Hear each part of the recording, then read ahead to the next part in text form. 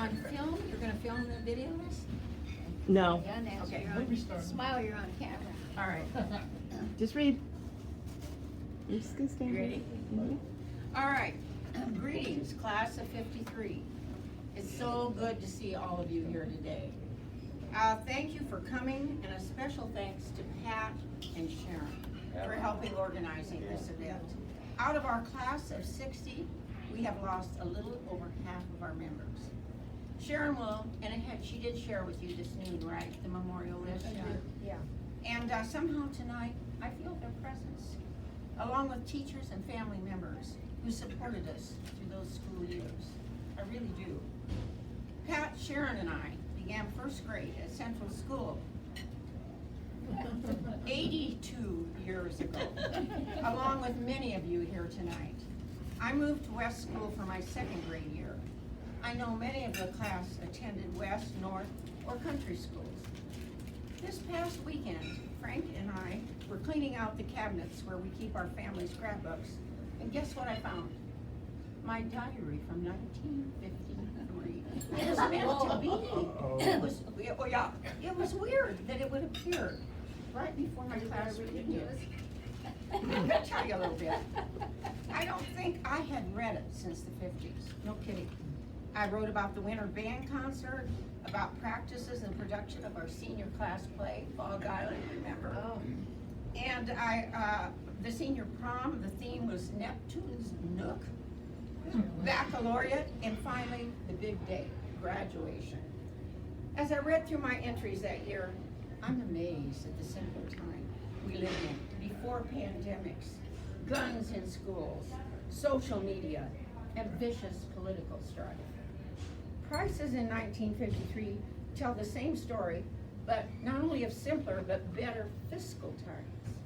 The local Safeway was selling ground beef for 35 cents a pound. Philco refrigerators were advertised for $199. And men's jeans went for $1.95. That was, of course, before designer jeans for women. We girls back in 53 bought men's Levi's and we rolled them up, but we were only allowed to wear them, jeans, to school on Fridays. Bras were $1 at McDonald's. That was way back when McDonald's was a clothing store and not a hamburger joint. For the girls in the class of 53, the 60s in women's lib were still a few years off. The saying in 1953 was, "The hand that rocks the cradle rules the world," implying that women as mothers were the ones behind their successful sons. Today, that hand that rocked the cradle, creating success, belongs to the women themselves. Women are doctors, scientists, astronauts, business owners, members of the Senate and Congress, world leaders, a bishop of the Methodist Church, and even a woman United States Vice President. The weekend we graduated, the top story on the front page of the local paper was the introduction of parallel parking on Main Street. That was a shocking thing to us. That's terrible. On the sports page, headlines read, "Thomas stops Blair 9. Bob Arterburn gets lone Blair hit." The game score 4-0 was a big disappointment as it crushed the hopes of participating in the state baseball tournament. We also hung out with the local cafes like Chat Nibble, Cope's Big Dipper, Young's, and A&L Cafe on the highway. The home theater was another popular spot. The week we graduated, the movie that was showing was The Last of the Comanches with Broderick Crawford and Blackbeard the Pirate with Linda Darnell and William Bendix. The paper also carried the news of our graduation on the front page. Jim O'Hanlon was our salutatorian, and the valedictorian was Sharon Mayer. The Chief Justice of the Supreme Court, Richard Simmons, gave our address. Now, I think they meant the Nebraska Supreme Court. I don't think it was the United, but all it said, the Supreme Court. It had to be Nebraska.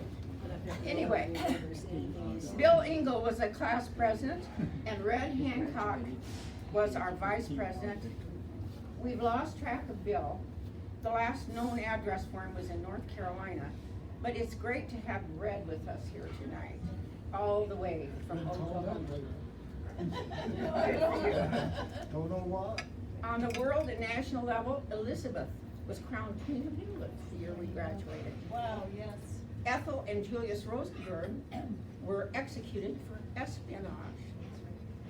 Stalin died, and guerrillas attacked Santiago, Cuba, led by a young lawyer and a revolutionary named Castro.